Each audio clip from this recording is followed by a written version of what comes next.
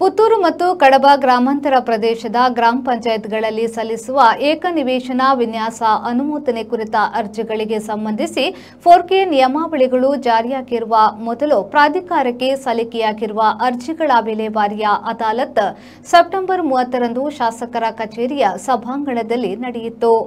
ಶಾಸಕ ಅಶೋಕ್ ಕುಮಾರಯ್ಯವರು ದೀಪ ಪ್ರಜ್ವಲಿಸಿ ಉದ್ಘಾಟಿಸಿ ಮಾತನಾಡಿ, ಕರ್ನಾಟಕ ರಾಜ್ಯದಲ್ಲಿ ಪ್ರಪ್ರಥಮ ಬಾರಿಗೆ ಯೋಜನಾ ಪ್ರಾಧಿಕಾರದಿಂದ ಕಡತ ವಿಲೇವಾರಿ ಕಾರ್ಯಾಗಾರ ಆಯೋಜಿಸಲಾಗಿದೆ.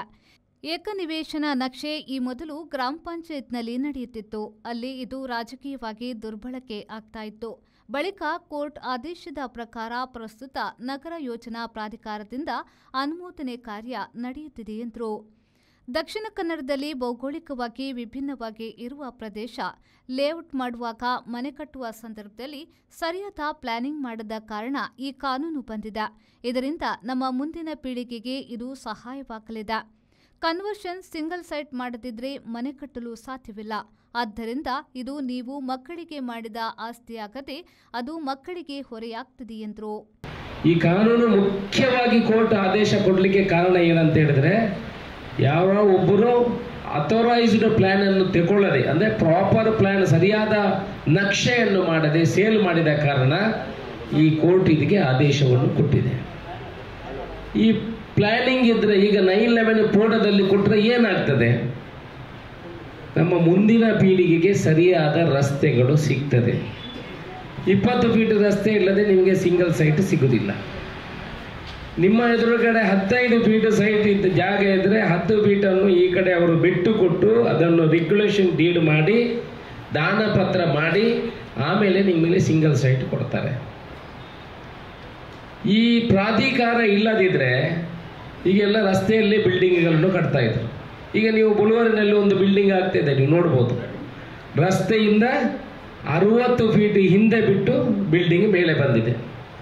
ಆದರೆ ಎದುರುಗಡೆ ಜಾಗ ಏನಾಗಿದೆ, ಸರ್ಕಾರಕ್ಕೆ ದಾನ ಪತ್ರ ಮಾಡಿ ಕೊಟ್ಟಿದ್ದಾರೆ.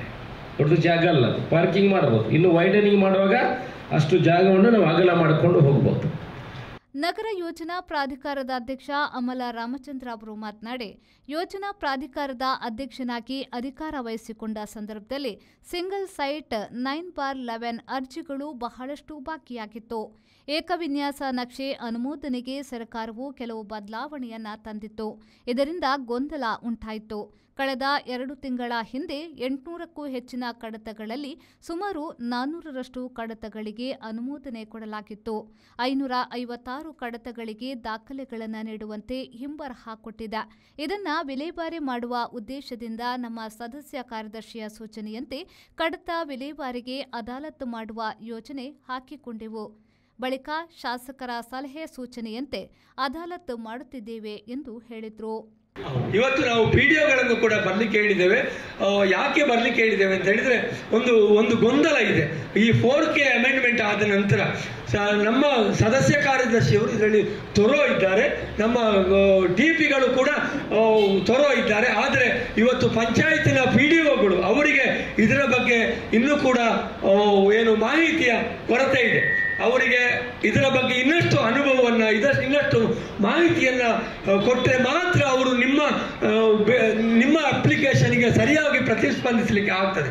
ಹಾಗಾಗಿ ಅವರನ್ನು ಕೂಡ ಇವತ್ತು ನಾವು ಕರೆದಿದ್ದೆವು. ಆದರೆ ಅವರು ಇವತ್ತು ಯಾರು ಬರಲಿಕ್ಕೆ ಆಗುದಿಲ್ಲ ಅಂತ ಹೇಳಿದ್ದಾರೆ. ಯಾಕಂದ್ರೆ ಜನಗಣತಿಯಲ್ಲಿ ಅವರು ಬ್ಯುಸಿಯಾಗಿದ್ದಾರೆ.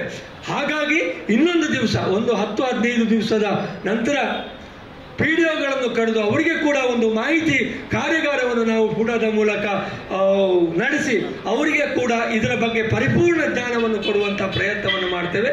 ಇದೇ ಸಂದರ್ಭದಲ್ಲಿ ವಿಲೇವಾರಿಯಾದ 3 ಕಡತಗಳನ್ನು ಶಾಸಕರು ಸಾಂಕೇತಿಕವಾಗಿ ಹಸ್ತಾಂತರಿಸಿದ್ರು. ಸದಸ್ಯ ಕಾರ್ಯದರ್ಶಿ ಗುರುಪ್ರಸಾದ್, ನಗರ ಯೋಜನಾ ಪ್ರಾಧಿಕಾರದ ಸದಸ್ಯರಾದ ಅನ್ವರ್ ಕಾಸಿಂ, ಲ್ಯಾನ್ಸಿ ಮಸ್ಕರೇನಸ್, ನಿಹಾಲ್ ಶೆಟ್ಟಿ ವೇದಿಕೆಯಲ್ಲಿ ಉಪಸ್ಥಿತರಿದ್ದರು. ಗ್ಯಾರಂಟಿ ಅನುಷ್ಠಾನ ಸಮಿತಿ ತಾಲೂಕು ಅಧ್ಯಕ್ಷ ಉಮಾನಾಥ್ ಶೆಟ್ಟಿ, ಅಕ್ರಮ ಸಮಿತಿ ಅಧ್ಯಕ್ಷ ಮೊಹಮ್ಮದ್ ಬಡಗನೂರು ಸೇರಿದಂತೆ ಹಲವರು ಉಪಸ್ಥಿತರಿದ್ದರು. Anish, V4 news, Puttur.